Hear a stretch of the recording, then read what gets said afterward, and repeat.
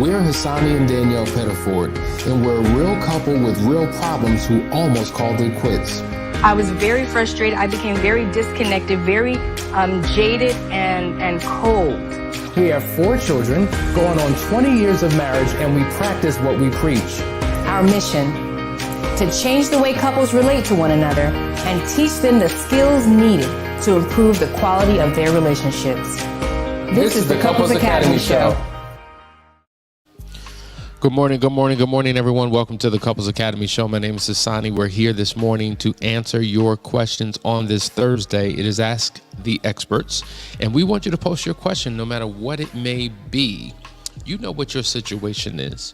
You know what's going on in your world. You are free to post it here, or you can even text me at 678-200-8996. It's all about you today. It's all about you. So whether you're dating, in a committed courtship, engaged or married, separated, divorced, on the verge of divorce, you know what the deal is. Let us give you what you need.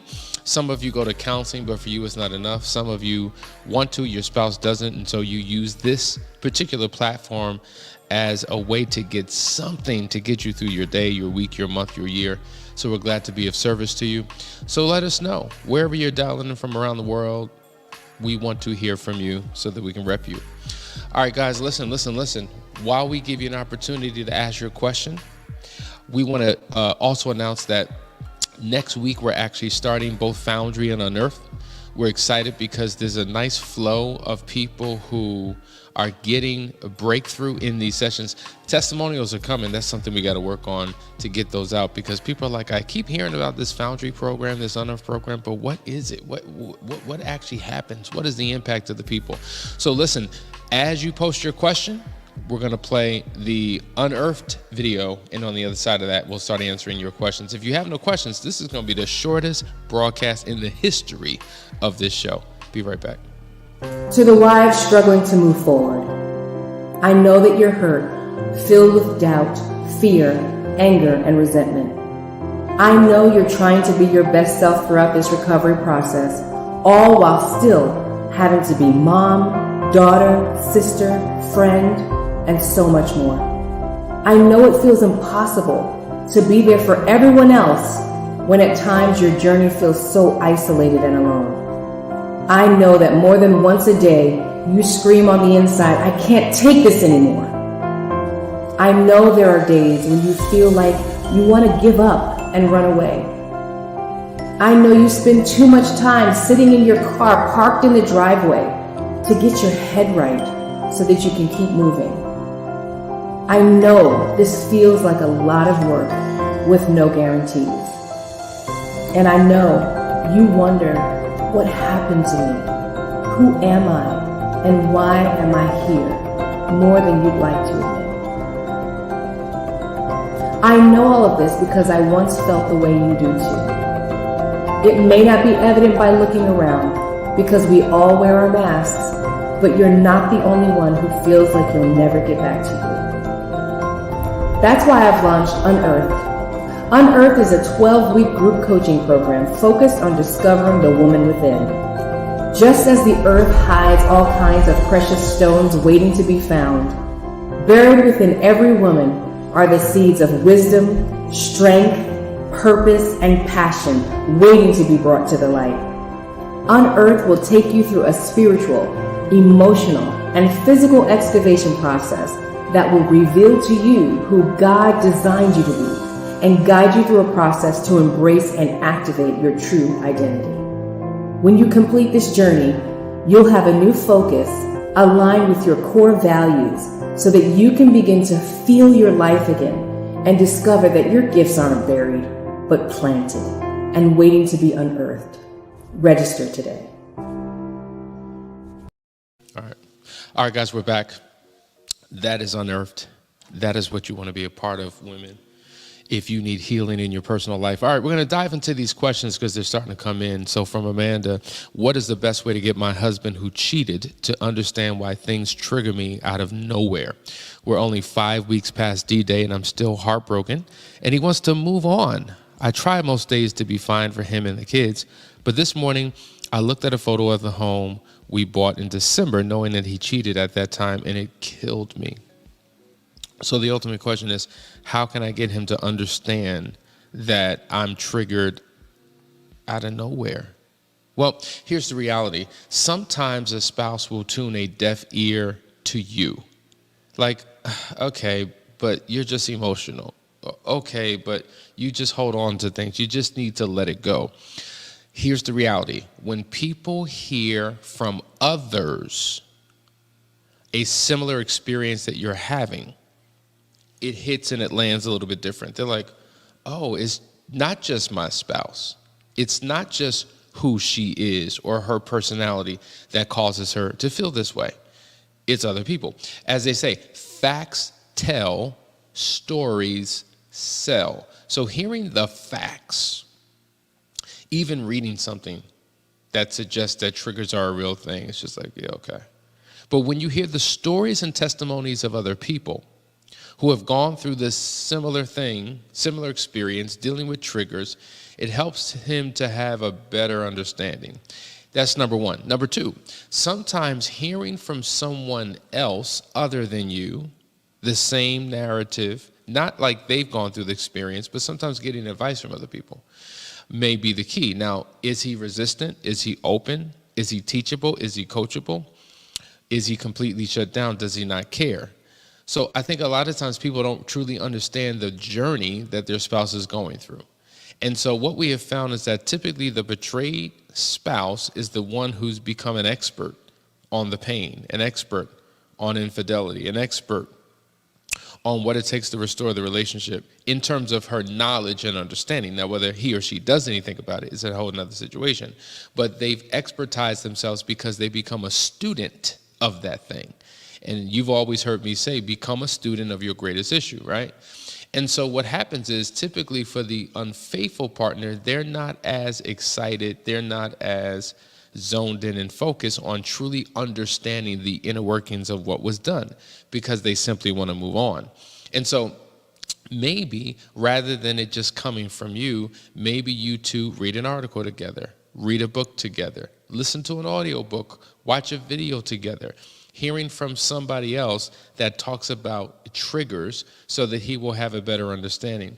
We did a 4-hour masterclass just about a month ago on overcoming emotional triggers, and we walked the unfaithful partner through a number of exercises and techniques of how he or she can be there for their spouse in the midst of the trigger. And it has been a tremendous blessing to the couples who've gone through that process who are actually doing the work. So there's an incalculable number of resources out there that really can guide the both of you through how to deal with these triggers, but it requires him wanting to be open to a process or open to your perspective. So what I would encourage you to do to him is say, listen, babe, if you're really struggling to hear it from me, let's sit down and just watch this video, right? Just Google Couples Academy and triggers, and at least a few videos will pop up where you're going to hear Danielle and I kind of walk you through some of these challenges, and it'll give him insight that he currently does not have. So hopefully that helps in your situation. Gonzalez Smith, men, Foundry is truly recommended. Do you need to find purpose within? Do you need accountability? If yes, answer yes. We would love to have you in Foundry. Men Rise Up, spoken from someone who has benefited from that program and is on his journey to continue to be the best version of himself. You know, it's one thing to hear from me, but when you hear from others, it truly makes a difference. Thank you. I appreciate that, my brother. Cassandra says, we are 3 years past why does he betray? Okay, let's try that again. We are 3 years past why does my betrayed think I need to be controlled? He takes my bank card. He borrows money from me and doesn't pay back. He also takes only car that he have. I'm ready to give up. Okay, well, this is what I say all the time. You know, the affair or the betrayal is one issue, but most likely there were issues prior to the affair that had nothing to do with the affair. We're talking about a relational dynamic here, right? Issues and problems in the relationship. And after an affair, there's a hypersensitivity to all the things that were not properly addressed or dealt with before. And so it's a compounded pain. Not only am I dealing with the pain of the betrayal, but on top of that, now you want to control me. Now you want to take my keys. Now you want to control my money. Like, there's a lot here that needs to be dealt with above and beyond just the betrayal that can make a relationship toxic. And so I would encourage you to, before giving up, what have you done? Have you read a book? Have you gone to a video? Have you done some counseling? Have you joined a support group? Like, what have you done? Have you exhausted all means to prove to yourself that there's no hope in this relationship at all? If you haven't done that, do that. If he doesn't want to do it with you, do it for and by yourself, because that's the start of a process. And we've seen countless individuals where they said, my spouse is not interested, he doesn't want to do it, she doesn't want to do it, but the one did do it. And what we have seen is that when one takes the first step, it increases the probability of the other partner coming on board and joining a process. We see it all the time. So I encourage you, start today and find out what healthy parameters and boundaries and borders you need to put around your own life. There's a phenomenal book called Safe People. There's another book called Boundaries and Relationships, and it talks about how to do life with someone when things are unhealthy and how to transition into a healthy dynamic within your relationship. Listen, guys, you're watching today. Ask the experts. We have a number of more questions we're going to get to. Stay right there. Be right back. If you're a man and you have a pulse, then you need to join this program. You're a husband, you're a father, you're a leader. You have the weight of the world on your shoulders. You have to be everything for everyone, but do you know who and how to be for you? You're still in search of your own significance. You're in internal battle with your own vices. You're questioning, do I even know what it means to be a man? I know I'm supposed to be there for others, but what about me? The fact is, you need a model. You need a code to live by, a system of principles to govern your life. You need an internal compass to guide your every decision. You need the 4 securities to build your own kingdom. What you need is the Foundry. In short, a foundry is a facility where castings are produced by melting metal, pouring liquid metal into a mold, and then allowing it to solidify. Well, this is where we're testing the metal of men.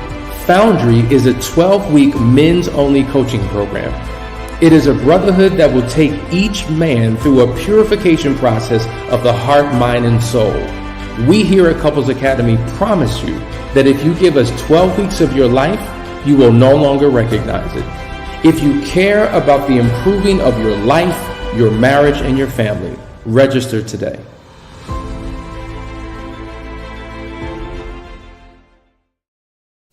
All right, guys, we're back. We're going to jump into this question, but that's Foundry. You need to sign up today. We start next week. There's still room, so click the link in the description and let's make it happen. Jonathan says, what if she asked for divorce? Since the affair, you have spent 2 years trying to make things right. You realize that you've both been trying to fix it individually, not together, trying to do it our way. She sees a therapist from Virginia, but I believe it is more of a PTSD, her deployment, and other personal issues. We have not seen help or tried to build it together. How can I get her to see this and take the steps with me? Yeah. A lot of these questions are, what can I do about her? What can I do about him? As opposed to, what can I do about me? And I get it, because you feel like, you know what, I'm doing what's necessary. I'm willing, I'm able, but my spouse is not on board. I would just have a conversation. My question is, have you had a conversation? And so sometimes people say, well, how do I have that conversation? Like, what do I actually say? You got to be live and direct. Like, there's no way to tiptoe, tap dance, pussyfoot around it. There's no indirect approach. There's no perfect timing. There's no particular phraseology that works better than others. You just have to have the conversation. Listen, babe, I mean, what you just said to me is the perfect way to say it to her. Babe, it's been 2 years. Now, I know you've been on your individual path. I've been on mine. But truth be told, maybe it's time for us to do something together, because your therapist is dealing with particular issues that are different than what we're struggling with in our relationship. And I think it's time that we give this thing a try. I found someone There's this thing called Couples Academy. I don't know. They have all these videos. And guys, let me tell you something. I say this all the time. I talk to people on discovery calls all the time. When you find a counselor, see, some of you are so hell-bent on having to be in person. You want to find somebody local because somehow that creates some sense of security for you. Somehow you think that because it's local and in person, it's going to be a better experience than if it's virtual. I don't know where that comes from. I don't know what that's about, but that's certainly not true.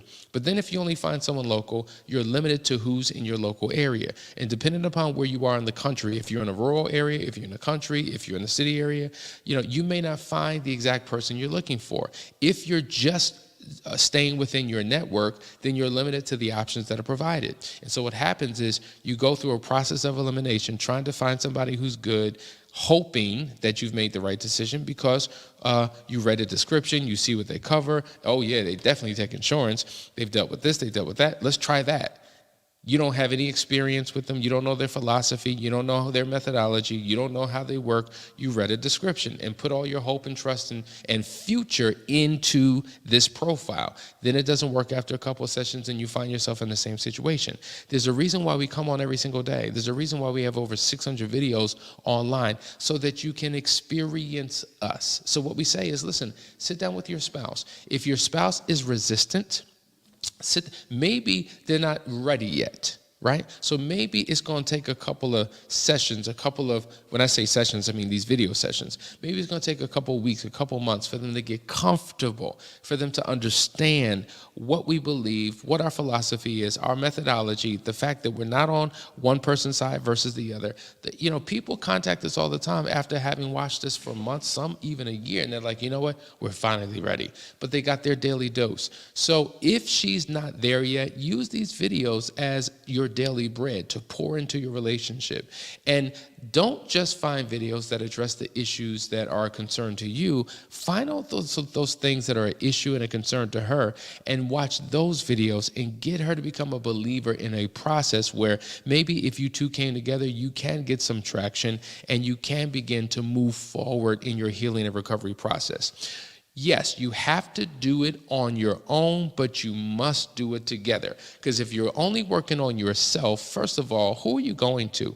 Is that personal therapist a supporter of your marriage, an advocate of marriage, or are they encouraging you to do your own thing and go your own way? So this is why it's dangerous when you have too many people speaking into one household, giving all this direction, giving all this advice, and because they're the expert, you follow suit, and they could be causing more havoc than good. So you really got to check the belief and the philosophy and the creed of the people that you get advice from. But in the meantime, ask her, would she be willing to just get on the phone and have a conversation? That's why we have the discovery call. And oftentimes when they get on the phone, it increases the probability of them being willing to take a chance, to take a try, to see if anything is possible. So your number one focus, in addition to watching our videos, see if you can get her on the discovery call and let us take care of the rest. All right, here's another question from Sherry. My D-Day was in December. My husband is remorseful and has apologized sincerely. He shuts down, doesn't want to talk about the affair except that he cheated and had sex. A work day on our marriage and a discussion day are what we're doing, but he says he's blocked everything out. How can I get my spouse to open up? Yeah, that's an intentional block. It's an intentional shutdown. He doesn't want to be reminded of the pain that he's put you through because it makes him feel guilty, or he doesn't want to be reminded of the person that he was when he did what he did because it makes him feel shame. Maybe there's trickle truth and he's holding on to things that he hasn't revealed yet. There's an incalculable number of reasons that he may not be wanting to engage in a conversation. So the question I have for you is, sometimes there's a strong desire and a preoccupation to always talk about the affair. Like every time we talk about the relationship, the affair comes up. And depending upon the approach, depending upon whether you're accusatory, blame shifting, depending upon if those conversations become very emotional and confrontational, it could cause someone to be demotivated. So, I think that these are important conversations to have, but the way in which you have these conversations and the environment that is set for these conversations are critically important. Okay. Sometimes it also takes somebody outside of the two of you to help navigate a conversation because A lot of times, to be quite honest, the offender has no voice in these conversations. And when questions are asked, they're asked through a particular filter. We've said this before. When you ask a question about what a person did, are you asking because you want clarity and understanding, or are you asking and is there vitriol attached to the question? Is there correction attached to the question? Is there, I can't believe you did this to me, attached to the question? Like, sometimes we come with that approach and it really destroys the entire conversation. So if I'm the one on the receiving side of that, of course I'm not motivated. Of course I don't want to talk about it. Of course I'm going to shut it down. And I think there's a need for you to know, right? Because you're trying to put the pieces together. You're trying to connect the dots. You're trying to make sense of it all. But oftentimes the manner in which the disposition, the attitude, the tone, the way in which it's done isn't necessarily conducive for both parties involved. So he may shut down. He may not want to talk about it because of what happens every time you two bring up this very sensitive conversation. This is why we say in the recovery process, neither of you can be in the driver's seat. Neither.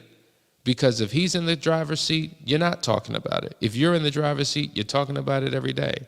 If either one of you are in the driver's seat, your attitude, your tone, your disposition, your feelings, all of that stuff gets in the way. That creates the noise in the midst of the conversation that makes it difficult. That's why you two have to get in the back seat, put your seatbelt on, and allow somebody else to guide and steer the conversation so that it goes well. That way it becomes more comprehensive and you get more out of it. Because these conversations do get very, very, very emotional. And we want to make sure that we're showing up the right way to get what it is we want. You know, you can get more bees with honey, right, than with vinegar. And sometimes it's just like that's the tone, that's the energy, that's the way in which we approach it. And it just leads to the struggle bus all over again. All right? Guys, we got more questions. Stay right there. We'll be right back after this short break.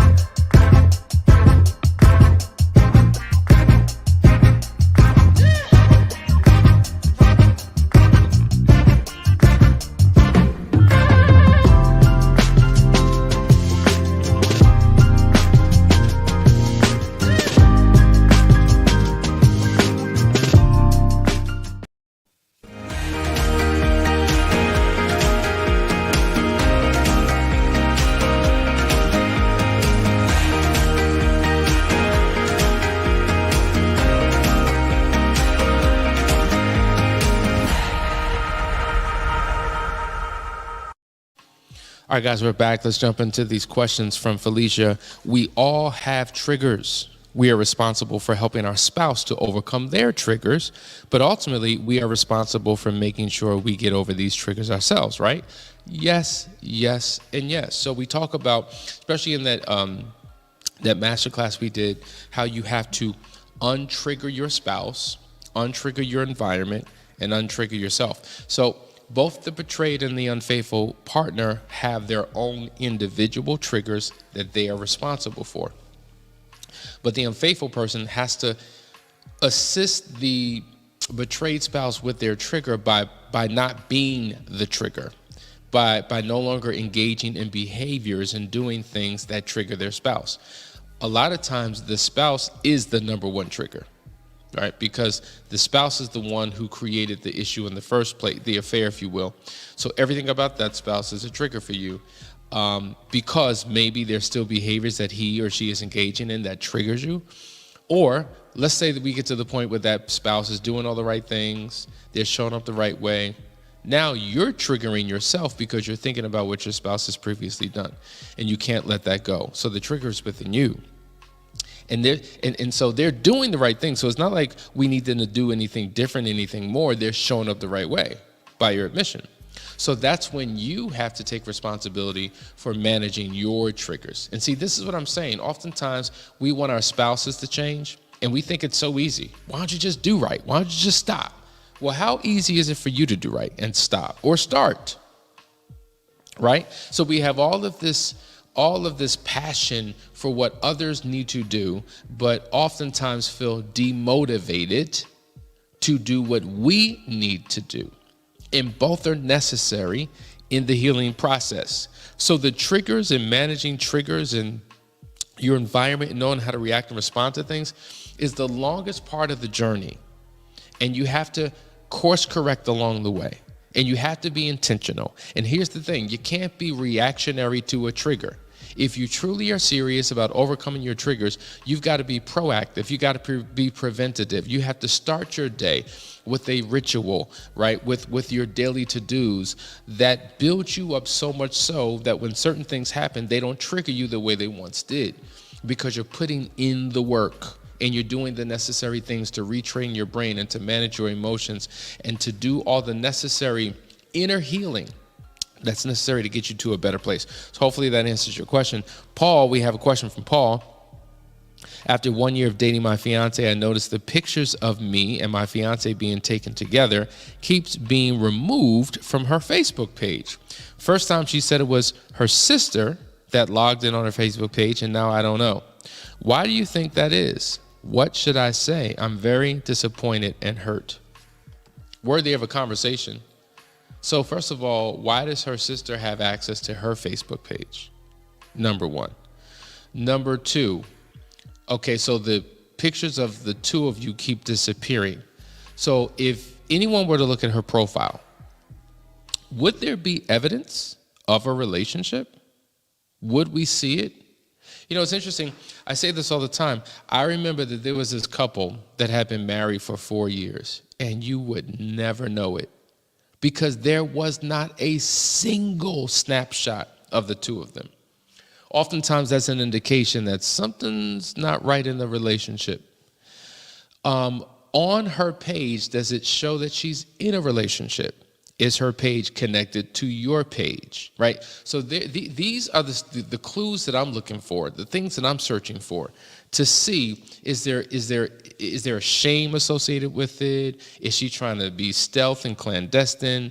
You know, some people, based upon their profession and their line of work and their career, choose not to let the world know what's happening in their private lives. And so I think it's worthy of a conversation. Some people do it for a number of different reasons, but I think both of you have to be on the same page as to what that reason is and if you're okay with that reason. Because it's a very sensitive thing. Most of us spend much of our lives on social media, and we give impressions on social media. So if every time I go to my wife's page, all I see are selfies and her sharing experiences with the kids and her sharing experiences with her girlfriends, and I'm nowhere in sight, I'm gonna feel some type of way. What's up with that? Like, are you embarrassed by me? Are you ashamed of me? Do you no longer want this? What's going on? And I think there should be an intentional effort, if you do life on social media, to put all of your life on social media, if that's how you use it. And if your partner, your boyfriend, girlfriend, fiance, spouse, is a part of your life, then they should be a part of your online experience. So I do think it's worthy of a conversation. Amanda says, thank you so much. He's trying, but there are days he just gets so mad that I can't let it go. We enjoy your videos, and we look forward to the Triggers videos. Boom, awesome. Appreciate that. Amanda Carroll, yes, I have triggers and feel your anger and pain. I'm with you, girl. You have so many questions and feel blindsided. Yeah, got it. Lisa says, I still have a lot of questions from my husband about his affair. He's doing so well, but I don't want to ask him to undermine his efforts, but it's eating me up on the inside. Well, listen, I don't know how many questions you've asked. I don't know how long ago it was. Maybe you said that earlier, but I'm just reading these questions. But if you're in a space where you have an incalculable number of questions, then you deserve to have those questions answered. And I think a lot of times either we don't care about how our spouse feels and we're going to get what we want, and I'm going to ask you these questions, or we do care about how our spouse feels, and so we suffer in silence, and it's eating us alive, which ultimately impacts the relationship. And so once again, I don't think asking him questions will sabotage his process or slow his process down. It's all about when, where, and how at the end of the day. I mean, we give you the guidelines on how to do it, but you deserve your healing. And if this is causing any type of insecurity, self-esteem issue, vulnerability that you have in the relationship, doubt, fear, inability to trust and forgive, then why would you not ask these questions? Because what's going on in you impacts what's going on in that relationship. And so it's all about how you approach it. Bethany says, how do I locate the link to the Foundry? The link to all of the programs, Foundry, Unearthed, Last Chance Weekend, it's in the description of the video. You got to click the description, it expands, and it'll take you through all of our programs. All right, Ralph says, are there any recommended books about finding acceptance in oneself? I would say that that's a part of the forgiveness process, and I just recommended a book the other day. Actually, I have it over there. If you go to the second shelf, there's 2 books on forgiveness. If you could pull those, it's towards the right. Forgiveness books. There you go. Bring those over here. Thank you so much. Power of a producer. Forgiving What You Can't Forget is a phenomenal book. And you got to understand, it talks about forgiving oneself. It talks about accepting the reality of where you are and what has happened to you. All of those things are critically important in your healing process.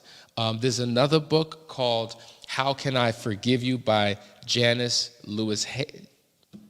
Abrams Springs, and she talks about the 4 types of forgiveness. She talks about the refusal to forgive, cheat forgiveness, acceptance, and genuine forgiveness. So it's an amazing book. I would encourage you to get that.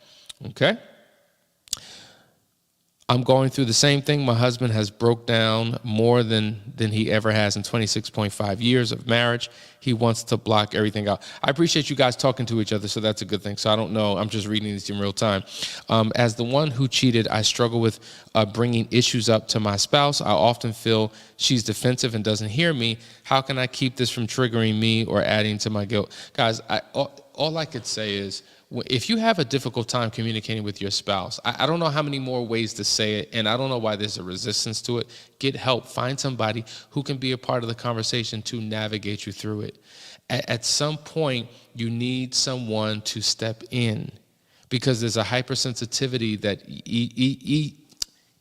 each of you have towards one another, and a lot of times these conversations just spiral out of control. And all it takes is somebody who understands what effective communication is to help you through that process. Amanda says, what are your thoughts on sex after an affair? When the offender can't get to the good place when trying, he wants to but can't. Can't get to the good place? Is that code? I think it's worthy of a conversation. We did a master class on overcoming sex beyond betrayal, in the journey that you have to take to get there. We also, if you go on our website, we have a book called Pillow Talk, 50 Questions of Extraordinary Sex. I think that will probably be a great place to start, because it's going to cause you to have conversations about what's important to you, what you're looking for, what some of the hang-ups may be in the existing relationship. What we do know is that when couples can't connect in that way, it's usually not because there's something physically wrong, but there's an emotional or spiritual or relational issue that has gone unaddressed and unresolved that's impacting your ability to show up in a sexual way. And so taking your focus off of the actual act and placing it on all of the other issues that may be causing a struggle to engage in the act. There's an aversion to an act. I'm repulsed by the act. I have no interest in the act. Why? Because of these unresolved issues over here. And so taking a deeper dive into that could help, right? Because when we do come together, I'm triggered. I'm thinking now, is that what you did? Is that what you liked? Is that, all these things begin to happen. That's a part of the ongoing trigger struggle that people have. I think I just read that. Okay, let me see. We're going to go to a couple more. It bothers me. Okay, Glenn, 1. Me and my wife has ongoing conflict about her phone and how she does not communicate with me. I speak on how I feel about it, and I was told stop bringing it up. It bothers me because she's on social media and playing games on her phone or just on the phone, and I tell her I can compete with her. I can't compete with her phone. Okay. So yeah, the phone is definitely an issue for a lot of people, and I think that it's important to, in the rebuilding process of your relationship, to create a technology-free zone where you're not competing with your spouse's phone and what they're doing on it. They're texting people, they're on social media, they're watching videos, they're so engaged. You can get lost in your own world with the phone. It's just like, here I am sitting next to you. I don't get no time, I don't get no attention, I don't get no affection, and you hugging up on this phone, and I now feel threatened by the phone. I want to destroy that phone. I want to throw that phone in the lake. That phone is a source of contention in our relationship. And I think you have to have a conversation about time blocking. Time blocking simply means we're reserving this time for us to go into a deeper dive into our relationship. The phone doesn't have to be an enemy. There's space and time for the phone. There's time for everything. And so that's what Danielle and I have done. We've created a color-coded calendar where we have prioritized couple time, family time, personal time, work time. That way, nothing is a threat to our relationship, because everywhere we go, there you go with that phone again. So it's worthy of a conversation that definitely needs to happen, because when it does happen, everything begins to put itself in its proper place and order. And the person who has this fetish with their phone, or they just do life on their phone, they don't feel deprived, they don't feel neglected, they don't feel like now they're controlled and trapped and can't use their phone because there's something wrong with their phone.